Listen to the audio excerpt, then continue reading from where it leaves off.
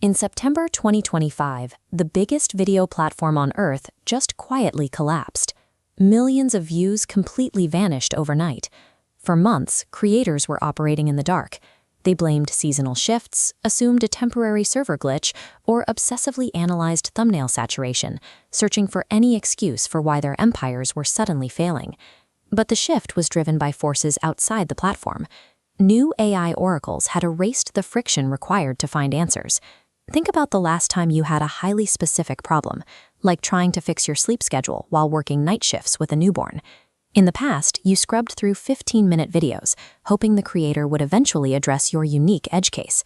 Now, you enter those exact parameters into an AI prompt and get a tailored plan in 20 seconds.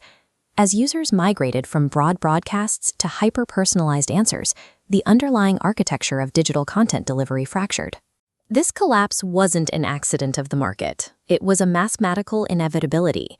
To see why, we have to look toward information theory.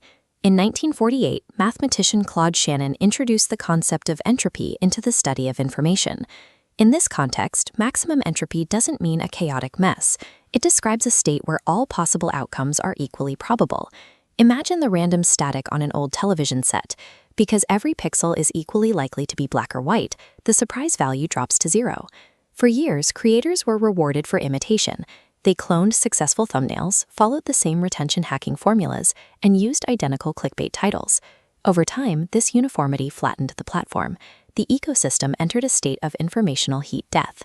In thermodynamics, heat death occurs when energy is so evenly distributed, nothing can ever happen again. There is no more room for surprise. This mathematical ceiling is why scrolling feels so hollow. In the final months before the crash, users weren't absorbing knowledge. They were sifting through a lukewarm feed of identical noise.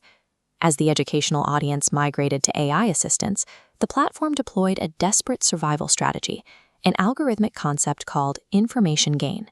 This new system acts as a ruthless plagiarism checker. It uses vector databases to scan every spoken word in a video for semantic density and linguistic uniqueness. Formerly guaranteed viral formats were suddenly restricted. If the system detected a video was just aggregating existing facts without adding a novel synthesis or original experience, it cut its reach.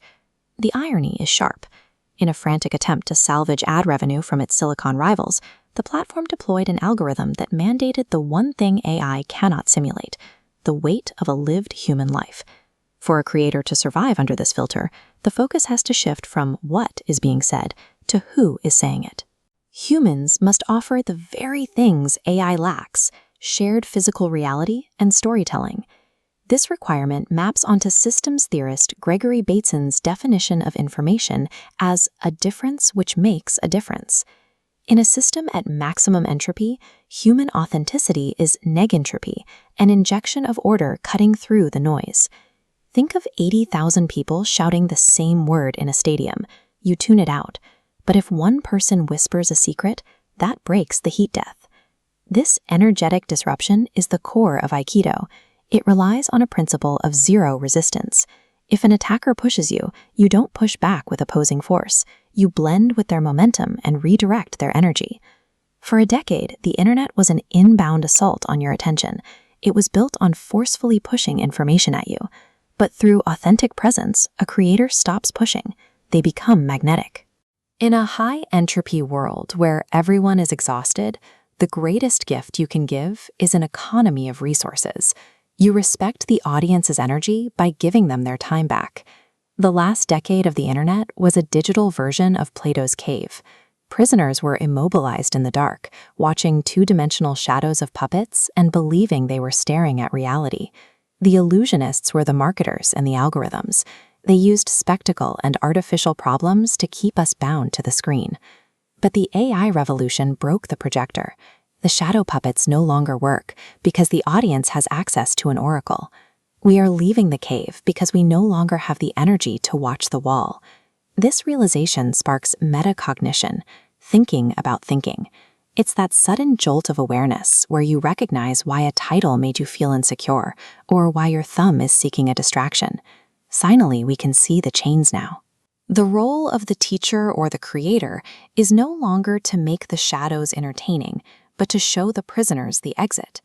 This strategy works because it relies on our human texture, our pauses, our stumbles, and our emotional resonance. But we have to consider a final vulnerability.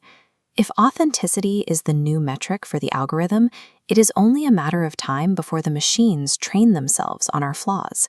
So we must ask, what happens to our reality when a machine learns how to perfectly simulate a human soul?